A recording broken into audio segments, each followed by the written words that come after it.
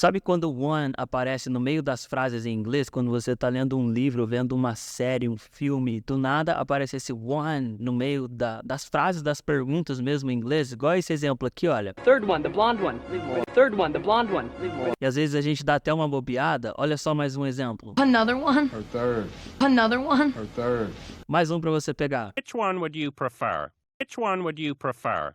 Eu vou te explicar aqui nesse vídeo o porquê desse one que eles jogam no meio das frases em inglês, no começo das perguntas, no final. E também, de brinde, eu já explico para você a diferença do what e do which, para daí eu poder te explicar já o which one, que é o uso dos dois juntos. Ah, e só um negócio, clica onde a setinha está indicando aí para você que precisa aprender o inglês sem enrolação, você que precisa mergulhar na fluência do inglês, lapidar o seu idioma, e para você também que está começando do zero, que nesse canal aqui, it's all about English, é tudo sobre inglês. Clica no linkzinho aí em cima, não perde tempo não, se inscreve no Brother Bilingue. Mas então, voltando pro assunto de fato, primeiro nós vamos falar sobre o uso do one. O one separado nas frases, sozinho, porque depois vocês vão entender a diferença do what e do which, e o uso do one junto com o which one. Porque quando eu te explicar o uso do which one, provavelmente o one sozinho nas frases já vai estar, ó, at your fingertips. At your fingertips é na ponta da sua língua, já vai estar dominando.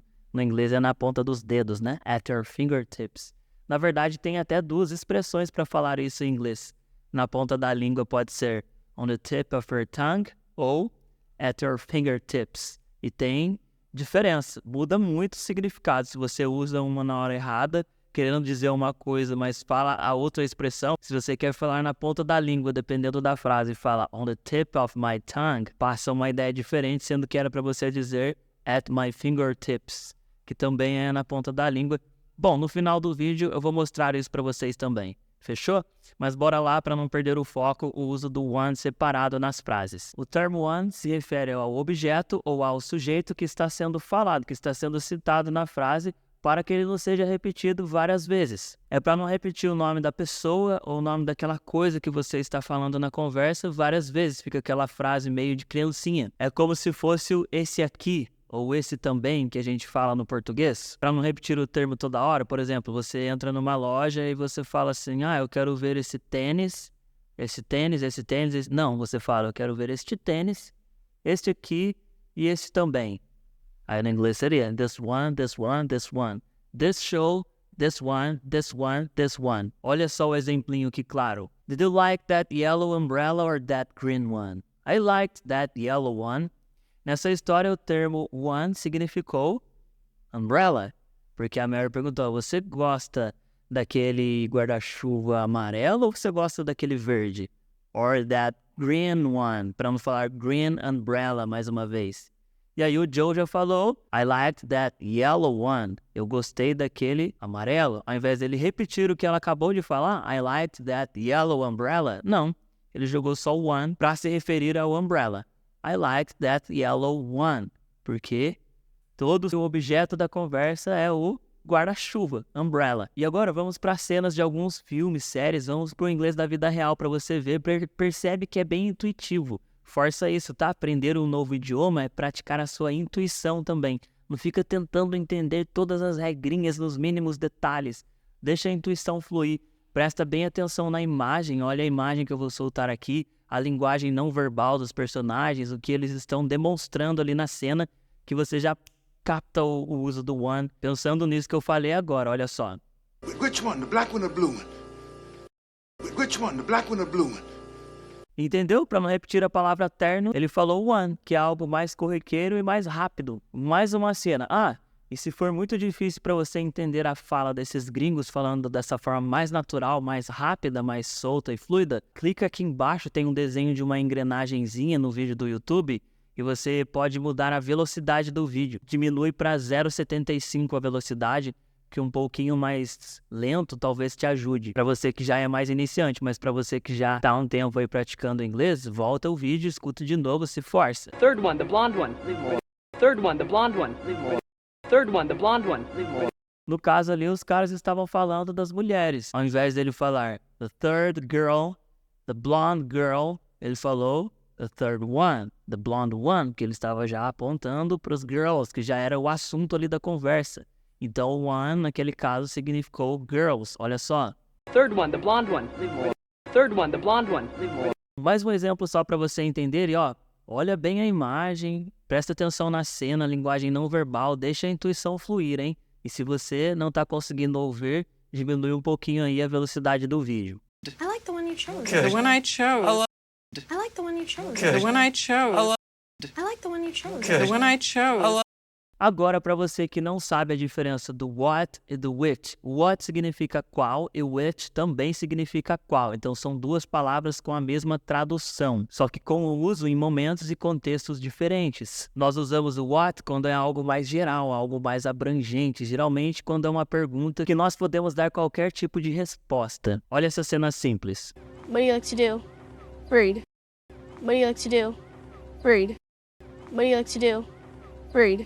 Aqui nesse exemplo, a menina perguntou What do you like to do? Porque ela está conhecendo a outra menina ali. Foi uma pergunta muito aberta. Ela poderia responder qualquer coisa. Ali ela respondeu read, mas ela poderia ter falado, sei lá, washing the dishes, lavar a louça, mas ela respondeu ler. Essa abrangência, essa coisa mais global, essa coisa geral, a gente usa o what para perguntar nesse contexto. Mas agora, se as duas estivessem falando de algo mais restrito, por exemplo, se elas estivessem conversando sobre atividades domésticas, de arrumar a cama, lavar a louça, de levar o lixo para fora, e dentro desse contexto restrito de atividades, a coleguinha perguntasse para a outra o que você gosta de fazer. Dentro dessa conversa das atividades domésticas, qual atividade você gosta de fazer? Aí seria which housework do you like to do?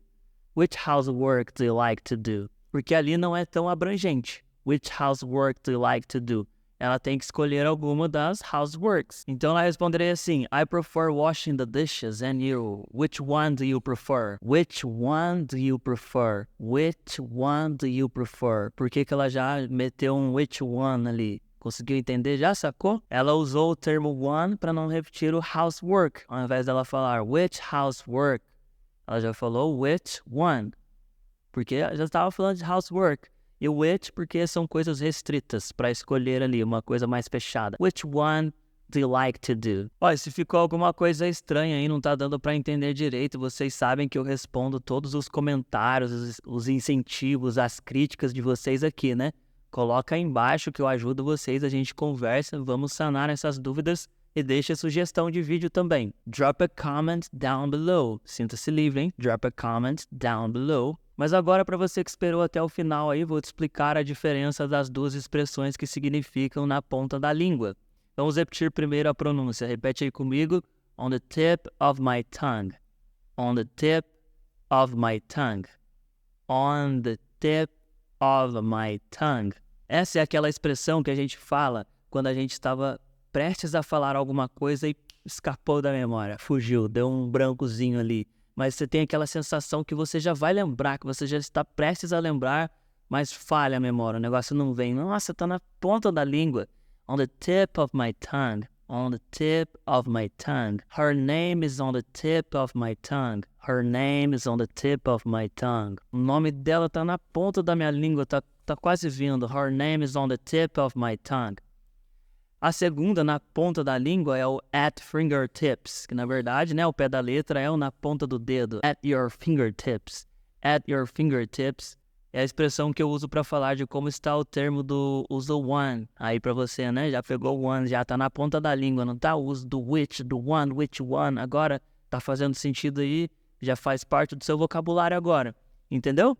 Ah, tá na ponta da língua, quando você está dominando um assunto.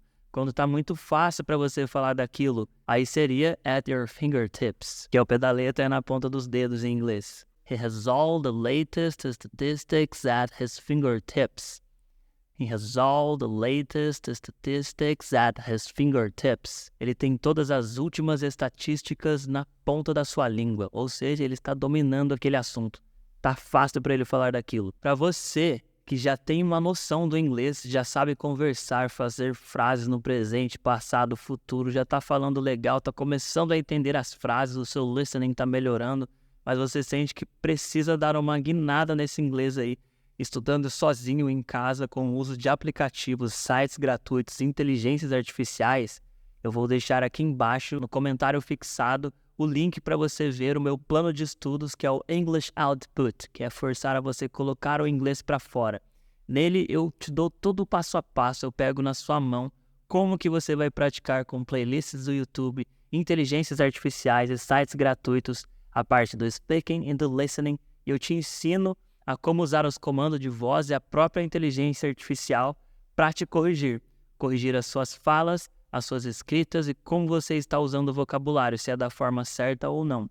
E para você que é iniciante, eu tenho esse plano de estudos aqui, que ele te tira do zero do inglês e te leva para uma fluência básica, que é saber se apresentar, fazer as perguntas básicas em inglês, manter uma conversa ali de 15 a 20 minutos para quem começou do zero. Dá uma olhada também nesse plano de estudos aqui. Studying languages with your brother bilingue with Wes is the best option.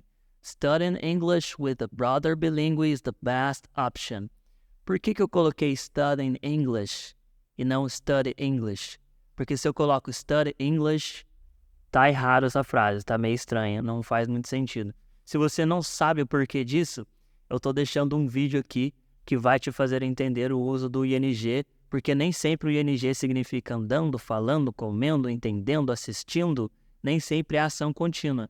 Nessa frase aqui, por exemplo, studying English significa estudar inglês com um brother bilingue, comigo é a melhor opção. Studying English with your brother bilingue is the best option. Se você não entende frases em inglês desse tipo, um pouquinho mais avançada, clica aqui que eu estou explicando todos os usos do ING quando ele não significa ação contínua. É isso aí, my friends. God bless you all.